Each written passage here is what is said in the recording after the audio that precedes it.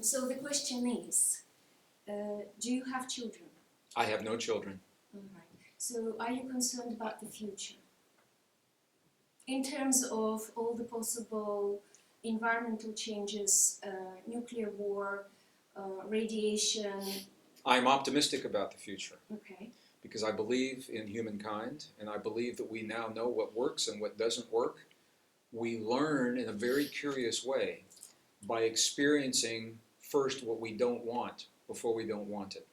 So we experienced not one world war, but two, and we said it'll never happen again, and I believe it will not. I think we'll come close. I don't think we will have a world war. We experienced nuclear meltdowns, 3 Mile Island, Chernobyl, Fukushima. I don't think we're going to see that happening again. I think it takes work to change the way we think about ourselves, and we just talked about this in other interviews.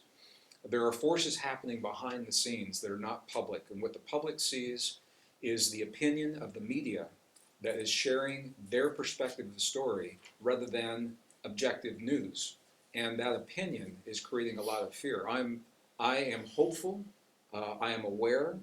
When you say the word concerned, I think we have a responsibility to create the best world possible and to bring to bear upon the conditions of the world what we now know to be true in our lives. We have that responsibility for ourselves and for future generations. And I feel that responsibility. And my life is dedicated to bringing to the forefront the new discoveries that help us to change the way we think and the way we live our lives in the best way possible. The word concern sometimes implies worry. I'm not worried because I do believe in us. I believe in the momentum of life. This planet wants to live, and this planet has chosen life. We're going a very circuitous route to get there, but I believe that we have made that choice. And the beauty, what the new discoveries are showing, the quantum discoveries, is the entire planet does not have to make the choice for the choice to become a reality. A relatively few number of people, very conscious awareness, have the ability to shift that field and to move us in a very positive direction. And that is what wakes me up every morning, and that's what that is what drew me to this conference, and that's why I work with my brothers, Bruce Lipton, Joe Dispenza, and so many other people who believe something, I think it's fair to say, in a similar vein. So we do have a responsibility, and I think that responsibility, we're becoming aware of the magnitude of that responsibility right now. That's my personal feeling. All right, Bruce, I asked you before about your grandchildren. Yes. What do you think? Yeah, he has children. I have children and grandchildren, Yeah. and it's I have concern, not concern of the negative side, concern that there's an issue we have to deal with, and that we will deal with it. My optimistic side, along with my brother Gregg, is that I know that we're in a stage of evolution, and that there's an awakening of consciousness on this planet. And when consciousness is awakened, then people will have choices. And right now they don't have choices, they've been programmed. Mm-hmm. So the reality is, as we awake, then we can see other opportunities besides the ones that people are directing toward us. And this is the foundation of conscious evolution, which is the experience that we're in right now. So we've been programmed, just like in the movie The Matrix. But there's the documentary, The Matrix. Documentary, The Matrix, and yet we know that we can take that red pill, and that's consciousness. And when we get out of the program, we are free to create. I trust the population in their creation. I do not trust the small, less than 1% that is manipulating the population. But their time is coming to an end, because when we awake, that small group will disappear, because the larger group will just cover it all over. You know, one of the things I've found in the last 5 years, I've been blessed to travel this world in a way that very few people have, except for my colleagues. I've been on every continent, not every nation. But No, you didn't do Antarctica. I have not done Antarctica. I haven't done Antarctica. There's no bookstores there. Oh, jeez. They have an ATM now. I've been on every continent of the earth except Antarctica, not every nation. And I've been with the people. And what I have come to understand is the people of this world know how to live, know how to cooperate, and know how to get along and prefer to do so. It's a relatively few number of people in high levels of power that are bumping chests right now. They're the ones that are having the difference of opinion. It's not the people. And that, to me, that's good news. It's very good news because there are a lot of people on this planet, and there are not so many leaders on this planet. Yeah. So as people are awakening to the new possibilities, and that's why we do what we do, then they, through their elected officials or through other means, are saying, we now know that we have a choice. We now know that there are new forms of energy that don't burn fossil fuels. There are new forms of healing that don't require pharmaceuticals. There are all the food that we need already exists on the planet. Why are these people starving? People are waking up to that, and they're saying, this is the world that we choose to have. And that's where a lot of my optimism comes from. Yeah. Once we started to see this black fungus growing on the walls inside the reactor, it became clear that they're in the midst of all the radioactivity, and yet they're growing. And so the scientists were, of course, very curious as how can a life form exist in the reactor area? And the reason why it exists is because it's not just fungus, but it's black fungus. And the black in the fungus is from a protein called melanin, okay? Melanin is a pigment. That's why the black color from it. But it turns out that the melanin will, the word is transduce, take radioactive energy and transduce it into biological energy. So the fungus is actually living off of the radioactivity, and that's where it gets its energy from. So you go, wow, that's interesting for the fungus. And I go, yeah, but the most important part is the same melanin is in all of our skin right now. We have melanin from top to bottom in skin. If the fungus can transduce the radioactivity, then so can we. And the biggest thing we have is a fear.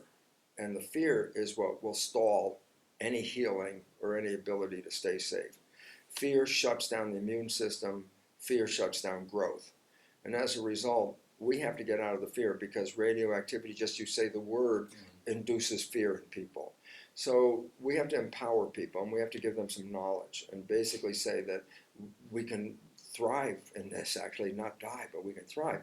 And as far as I know, the wildlife and plants around Chernobyl are growing quite wonderfully in spite of the radioactivity.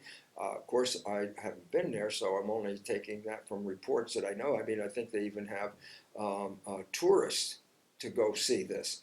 So it's a very positive sign. Look at nature. We recover. Nature is resilient. My brother Gregg talks about resiliency quite a lot, and it basically says we are stronger than people tell us. And when you put the fear in somebody, you weaken them. And this is an opportunity to say, no, look, let's find out who we really are. And Gregg and I have the opportunity, and it's just the most wonderful opportunity to go and help people take their power back. And this is what we need. We have been disempowered by programming, and it's time for us to wake up. And this is what the conscious evolution process we're in now. People are waking up. They're not buying the old stories like they used to. They're questioning everything, every level, from government to science to religion. It's all in question. This is the opportunity to become aware, more knowledge. Knowledge is power. And when we have that power, we'll see that we do not have to be afraid. The end point is, if we look at this moment, we see that we're facing the sixth mass extinction of life. And the significance is that human behavior is undermining the web of life, and people don't realize that we are the web of life, that we're not separate from this web. So when the web drops out, people drop out. So this awakening is coming to people right now. It's, you know, I talked about it in 2012 when we gave a talk in Washington, that this mass extinction is in process. And the only way out of this mass extinction is for humans to change their behavior. And I said, well, what would be the result? What will we look for? And I say, actually, since I've been working with Native Americans, and my brother Gregg has also worked with Native Americans, then you start to see people who learn how to live on the planet, live in harmony with each other, but also live in harmony with the plants and the animals and everything that's alive on this planet. We have lost that message. We have eliminated most of the Aboriginal people who live that way. It is an awakening that says, no, we must learn what they know, and we must take it and bring it into our world today.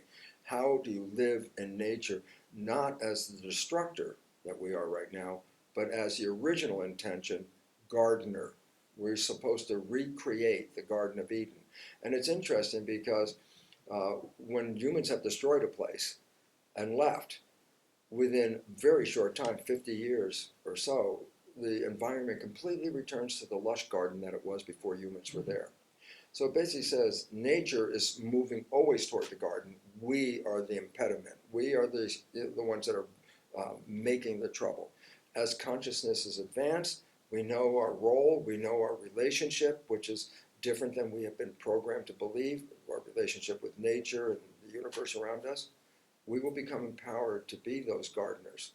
And this beautiful planet will flourish. It will do so without us, but we could be here and encourage it as well, because we were really given that job. People think that we got here through accidents of evolution.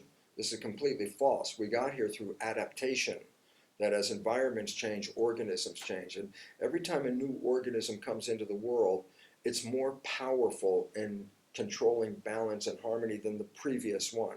And here we are near the top of the pile, given the most power to control the environment, but no knowledge that that was our job. And then you misuse that power as we have, and the result is, rather than maintaining the garden, our misuse is destroying the garden. If we return to why are we here, because nature brought us in to tend the garden and be very powerful in doing it. And so will we awake to what is our natural evolutionary plan? We're in the process of conscious evolution, the point of being aware of who we are, why we're here, and how to make the best of it. I'm very optimistic on the basis of watching over the last number of years, and my brother Gregg and I both have been giving lectures for years when our audience is getting bigger and bigger. And what does it mean? There are more and more people ready to take the role of gardeners, caretakers, keepers of this beautiful planet, and this is in our immediate future. Mine will be shorter. I think what we're finding is the closer we live to nature, obviously, and intuitively we know this, the more harmonious we are with nature, the more successful we are as a species. And sometimes it takes tragedy to remind us of that. And a beautiful example is September 11th, a horrible tragedy, but it taught scientists something that they had not embraced in the past. We are steeped in the belief that we are separate from our world, that nature is based in competition, conflict, and struggle. Now, the new discoveries are telling us nature is based in cooperation and mutual aid. That's a very different way of thinking. September 11th was a tragedy. But one of the things that scientists found, I'm a geologist, so I look at this from a geologic perspective. We measure the magnetic fields of the Earth every 30 minutes on this planet because they touch every form of life, every blade of grass, every dog, every cat, every CEO of every corporation, every leader of every nation. There is no them and us when it comes to the magnetic fields. So when 9/11 happened, scientists were measuring those magnetic fields, and they saw a tremendous spike in the magnetic field of the planet 15 minutes after the first plane hit the first tower of the World Trade Center. And they said, what in the world? What on earth is causing this magnetic spike? Because their thinking, their conditioning is humans could never have an effect upon the magnetic field of a planet. That was the conditioning. What they found, the reality, was that the satellite images carrying that tragedy circled the Earth in less than 15 minutes, and hundreds of millions of people saw it with their eyes, and they responded with their emotions of the heart, and the heart is the strongest magnetic field in the human body. Hundreds of millions of human hearts simultaneously responding actually coupled with the magnetic fields of the Earth, and we spiked the magnetic fields of this planet. And here's why that's important. Because in the presence of a stronger magnetic field, we are more cooperative, less aggressive, and we saw this right after 9/11. our planet was closer as a family than we've been for a long time. People looked at one another in the eyes. They held one another in the street, at least for a couple of days. And scientists attribute that phenomenon to the increased magnetic field, the outpouring of heart-based emotion.